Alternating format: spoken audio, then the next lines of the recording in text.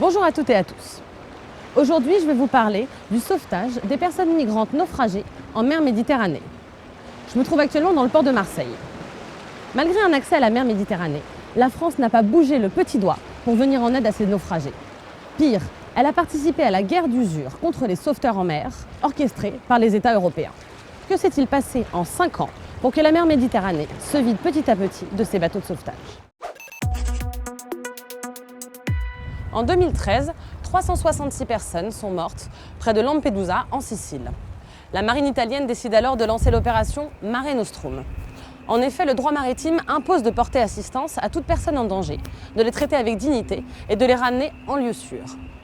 L'opération Mare Nostrum a permis de sauver plus de 100 000 personnes en un an. Mais l'Italie refuse de continuer à porter seule le poids financier de cette opération et met fin à Mare Nostrum.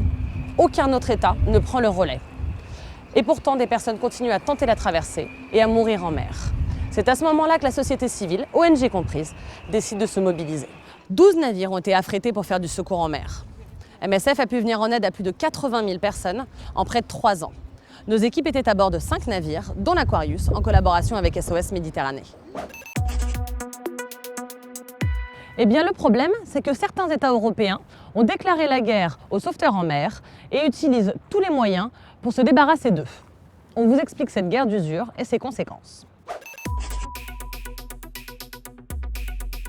Alors que les ONG se sont toujours soumises aux exigences du droit de la mer et qu'elles se sont toujours coordonnées avec les autorités italiennes en charge, elles sont soudainement accusées d'être hors la loi ou pire, de collusion avec les trafiquants d'êtres humains. Tous les prétextes sont désormais bons pour entraver les ONG, victimes d'une véritable campagne de harcèlement administratif et judiciaire. En juin 2018, la zone sur laquelle les gardes-côtes libyens sont responsables est démultipliée. Les gardes-côtes peuvent désormais intercepter des bateaux dans les eaux internationales aux abords de Malte et de l'Italie. Ce sont aussi eux qui sont maintenant responsables de coordonner la réponse aux appels de détresse et organiser les secours. Résultat, les ONG ne sont plus appelées pour porter secours aux naufragés. Elles en sont même parfois empêchées physiquement, les gardes-côtes libyens n'hésitant pas à menacer les sauveteurs, y compris avec leurs armes. Quand les ONG parviennent à sauver des naufragés, elles ne sont plus autorisées à les débarquer dans le lieu sûr le plus proche, Malte ou l'Italie, et sont condamnées à errer en mer des jours et des jours, en attendant que les États européens se mettent d'accord pour se répartir le groupe de personnes sauvées. Chaque opération de sauvetage devient désormais l'objet d'un marchandage sordide. Un par un, les bateaux de sauvetage n'ont pas d'autre choix que de rester à quai, tandis que les gardes-côtes libyens ramènent en enfer des milliers de personnes qui ont pris la mer pour fuir la Libye. Je suis avec Michael Neumann, directeur d'études au Crash. Alors, Michael, comment ça s'est passé la fin de l'aventure Aquarius ? La fin de l'Aquarius, c'est le résultat d'une décision conjointe entre les deux partenaires du projet, MSF et SOS Méditerranée, mais décision qui intervient à la fin de l'année 2018.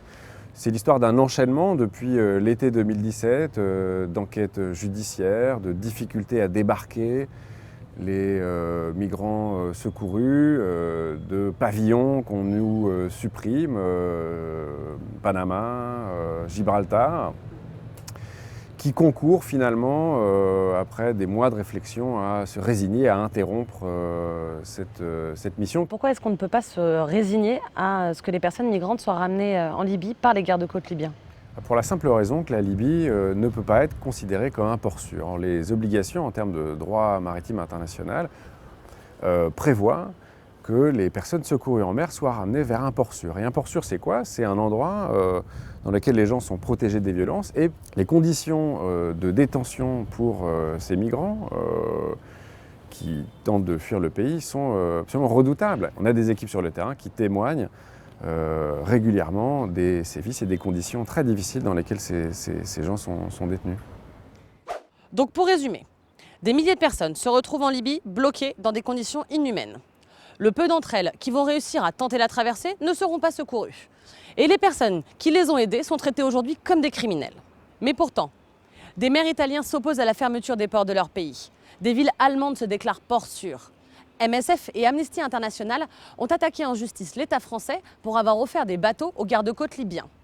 Partout, des mobilisations se mettent en place pour lutter contre cette guerre d'usure.